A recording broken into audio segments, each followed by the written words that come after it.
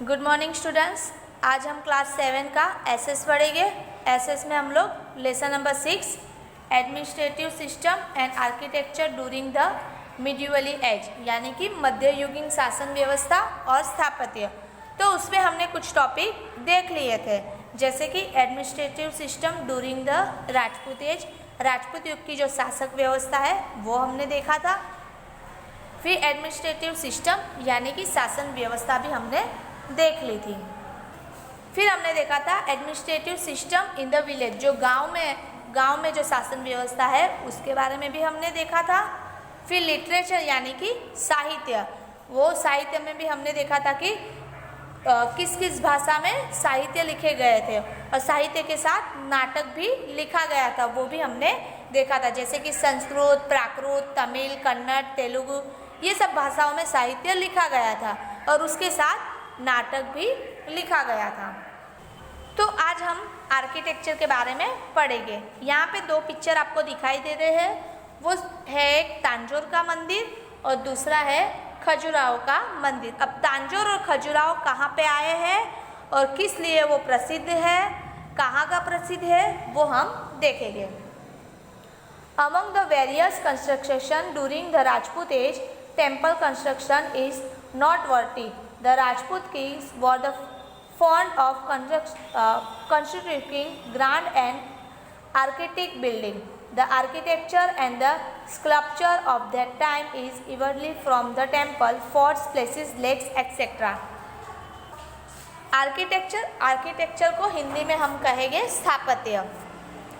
तो राजपूत युग में जो निर्माण हुआ, जो मंदिर था, वो निर्माण का एक विशेष था, और जो पहले के राजा थे राजपूत, वो राजपूत के राजा थे, वो भव्य और कलात्मक जो इमारतें बनाते थे, वो बहुत इमारतें बनाने में शौकीन थे वहाँ के राजा।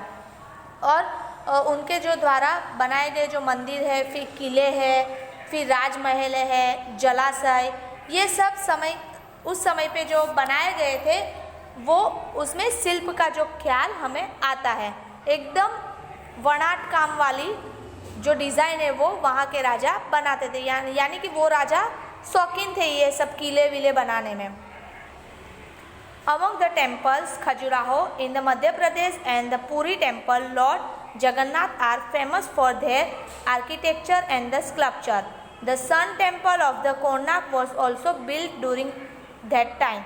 The Konark temple was constructed with the great finesse and was shaped like a chariot driven by 7 horses. Among the other sun temples of India, the Marthan temple of the Kashmir and the Modhara sun temple of the Gujarat are famous. A prominent features of the Modhera temple is that the first rays of the sun all directly on the idol. यानी कि उत्तर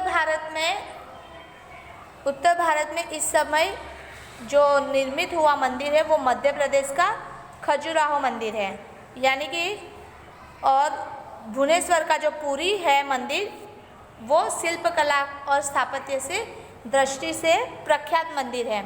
और उस समय जो कोणार्क में सूर्य मंदिर का निर्माण हुआ था, भारत में जो अन्य सूर्य मंदिर है उनमें जो कश्मीर का मार्तंड मंदिर और गुजरात में मोढेरा आया हुआ है, वो सूर्य मंदिर एकदम फेमस है। जैसे कि मध्य प्रदेश में खजुराहो, पुरी टेम्पल वो जगन्नाथ में आया हुआ है, और बाकी के जो सूर्य मंदिर है वो भी काफ़ी प्रसिद्ध है। मोढेरा का जो सूर्य मंदिर है उसकी काफ़ी सारी विशेषता है। उसमें जो सूर्य की जो पहली किरण है वो मंदिर में स्थापित जो प्रतिमा है उस पर पड़ती है, और कोणार्क का जो सूर्य मंदिर है वो एक रथ का आकार देकर उसको 7 घोड़े खींचते हुए उसका एक स्वरूप ऐसा दिया गया है। यहाँ पे एक दिया है तांजोर का मंदिर, और ये दूसरा है खजुराहो जो मध्य प्रदेश में आया हुआ है। अब देखेंगे the Ellora caves of the Deccan have caves representing 3 religions, Hinduism, Buddhism and Jainism. One among these is the Grand Kailash temple. The Elephanta caves near the Mumbai have a beautiful three faces sculpture of Lord Shiva. The Meenakshi temple at the Madhuri is the famous all over India. The temples of South India are especially well known for impressive gateways called Gopurams. After the hearing about the fame of such grand temples, many foreign invaders came to loot them. The magnificent Somnath temple of Gujarat was attacked many times. दक्षिण भारत में इलोरा में हिंदू, फिर बौद्ध और जैन इस तरह के 3 धर्म की गुफाएं हैं। उसमें जो कैलाश मंदिर है वो एक भव्य मंदिर है। और मुंबई में एक एलिफेंटा नाम की गुफाएं आई हुई है, उसमें भी 3 मुख वाले जो शिव है उसका शिल्प प्रसिद्ध है, मुंबई में आया हुआ है एलिफेंटा गुफा। मदुराई का जो मीनाक्षी मंदिर है वो सारे देश में प्रख्यात है। दक्षिण भारत का जो मंदिर है गोपुरम, उसका रूप है वो भी जाने जाते हैं और ऊंचे भव्य प्रदेश द्वार के लिए वो एक विशेष प्रसिद्ध मंदिर है। और ये जो भव्य मंदिर है वो प्रसिद्धि सुनकर कई आक्रमणकारी लूटने के लिए चढ़ाई भी कर देते थे। और गुजरात में सोमनाथ के भव्य मंदिर पर ऐसे कई हमले हुए हैं। गुजरात का जो सोमनाथ मंदिर है वो भी प्रसिद्ध मंदिर है, वो बहुत बड़ा मंदिर है। तो ये सब हमने मंदिरों के बारे में देखा कि कौन सा मंदिर कहाँ पे फेमस है और किस तरह फेमस है, तो वो हमने देखा। अब हम जानेंगे मोहम्मद गजनी। अब मोहम्मद गजनी के बारे में जानेंगे। तो यहाँ पे मोहम्मद गजनी की सवारी है, ये जो यहाँ पे दिया गया है picture. Third, the Rajput age is the well known for its valor and the sacrifice. It also saw the construction of many beautiful and impressive buildings. Many foreigners invaded India during this period. Muhammad Ghazni, the Sultan of Ghazna, attacked India many times between 1000 CE and 1025 to 26 CE.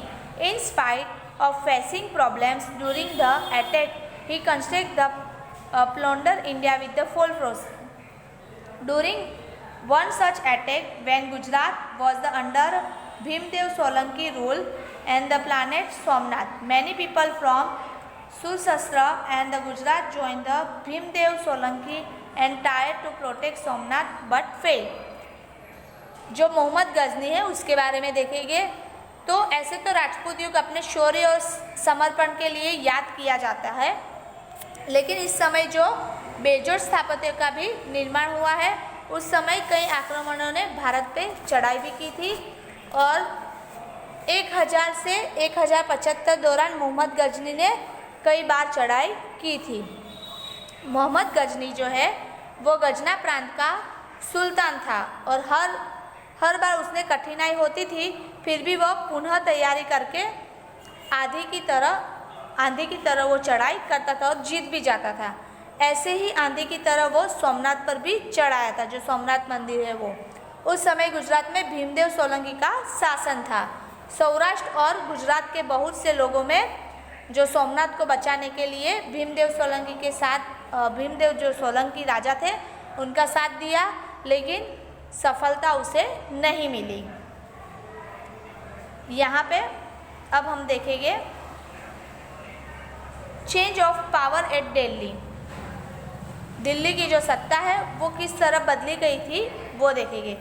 अब ये जो picture दिया गया है वो है पृथ्वीराज चौहान का। जैसे आप टीवी सीरियल में भी देखते होगी कि पृथ्वीराज चौहान है, उनकी सीरियल आती थी, तो आप देखना उसमें भी काफ़ी सारे आपको सीखने को मिलेंगे। After the demise of Muhammad Ghazni, the leaders of Ganja started vying of the throne. However, the Rajput kings did not take advantage of this weakness. Meanwhile, Shah Buddin Gori established the strong rule in Ghazna and decided to attack India. His intention was not loot but establish his rule here. Ghazni के निधन के बाद, ये जो गजनी के बारे में हमने पढ़ा, उनकी मृत्यु के बाद उनकी प्रांत पर जो सत्ता स्थापित करने पे वहाँ के लोग जो सुल्तानों में ज़बरदस्त दांव पेच खेला करते थे और राजपूत शासक के लिए उसकी निर्बलता का जो लाभ है वो नहीं लिया। और उस दौरान जो गजनी में शहाबुद्दीन गोरी का मजबूत शासन था, उसने जो भारत पर चढ़ाई करके सोचा और फिर वह भारत पर धन प्राप्ति हेतु नहीं बल्कि सत्ता स्थापित करने आया था। Internally, he wasn't the successful. He could not forget his defeat by the queen. Nenka Devi is Ahilawad Pathan and therefore did not attack in 12 years. Finally, this second time he attacked Delhi. शुरुआत में जो शहाबुद्दीन थे वो सफल नहीं हुए और उसमें भी अहिलाबाद पाटन की जो महारानी थी नायिका देवी उसके सामने मिले और पराजय को वह भूल न सका। शहाबुद्दीन ने उस पराजय के कारण 12 साल तक भारत की ओर चढ़ाई करने का नाम भी नहीं लिया। आखिरकार दूसरी बार दिल्ली पर वो चढ़ आया। Prithviraj fought bravely but without any preparation or help from the other Rajput kings. With his defeat, the Rajput rule came to an elder Delhi.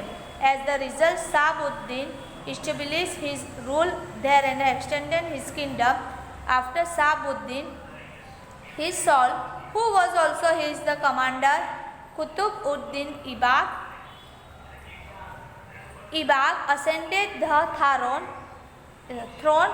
He was known as the founder of the Slow dynasty. यानी कि पृथ्वीराज बिना पर्व तैयारी के हिम्मत के अकेले लड़े, साथ ही साथ जो राजपूत शासक के उनको साथ भी नहीं मिला और पृथ्वीराज जो चौहान है वो हार गए क्योंकि उनको किसी भी राजपूत शासकों का साथ नहीं मिला। दिल्ली पर से वो राजपूत शासक का अंत हुआ। फिर शहाबुद्दीन गोरी ने दिल्ली पर सल्तनत स्थापित कर दी और अपने राज की जो सीमा है वो बढ़ाई। शहाबुद्दीन ने गोरी के बाद दिल्ली की जो गद्दी पर उसका प्रिय गुलाम सरदार कुतुबुद्दीन ऐबक आया और वो गुलाम वंश के स्थापक रूप में जाना गया। With this Rajput rule come on an end in Delhi, there was a change in the administration and the society. What kind of changes took places and why think about the questions like this? In places the valor and sacrifice people started conspiring against each other. The power, the throne of Delhi was the standing with the blood. इस तरह भारत में दिल्ली की गद्दी पर राजपूत शासक का अंत हुआ और देश की जो राज्य व्यवस्था थी और समाज व्यवस्था थी उसमें काफ़ी सारे परिवर्तन आने लगे। और ये परिवर्तन कैसे थे, फिर ये परिवर्तन क्यों करने पड़े, ऐसे कई प्रश्न आपको ऐसे कई प्रश्नों के बारे में आपने सोचा होगा। और शौर्य और समर्पण के सामने गद्दी के लिए दाव पेच की संतरज है वो खेली जाने लगी और दिल्ली की गद्दी पर अब रक्त रंजित बन गई। यहाँ पे दिया गया है एक्टिविटी, प्रवृत्ति करनी है। Makes an album of the pictures of the architecture splendours of the India. Bharat में आए शिल्प स्थापत्य के जो चित्र है उसका एल्बम आपको बनाना है। तो स्टूडेंट आप यहाँ से हमारा जो चैप्टर नंबर 6 है वो पूरा होता है। नेक्स्ट चैप्टर हम लोग नेक्स्ट वीडियो में देखेंगे और यहाँ पे जो एक्सरसाइज में क्वेश्चन आंसर दिए गए हैं वो आपको पूरे करने हैं, वो आपका होमवर्क है। तो हम लोग जान लेते हैं यहाँ पे थिंग्स टू नो इतना जानिए। Goods, apparels, dancers, soldiers, birds and animals, flowers and Venice, landscapes and the geometric designs were the engraved on the monuments. शिल्प स्थापत्य में देव, अप्सराओं, फिर नर्तकी, योद्धाओं, पशु पक्षी, फूल और लताएं, भौमितिक आकृति या तो कथा प्रसंग की जो नक्काशी है वो जाती है। The temples of the Gujarat in Girnar, शंखलेश्वर, Shatrunjay, Ambaji, Dwarka, फिर है Shamlaji etcetera and unique examples of the articles construction. यानी कि गुजरात में जो गिरनार, शंखलेश्वर, शत्रुंजय, अंबाजी, द्वारिका, सांबलाजी आदि स्थलों पर आए हुए जो मंदिर है उसका स्थापत्य कला के नमूने देखने को मिलते हैं। तो आपको एक एल्बम भी बनाना है जिसमें शिल्प स्थापत्यों के फोटो लगा के वो कंप्लीट करना है। तो यहाँ से हमारा चैप्टर नंबर 6 कंप्लीट होता है। नेक्स्ट चैप्टर में हम लोग नेक्स्ट टॉपिक देखेंगे। Thank you.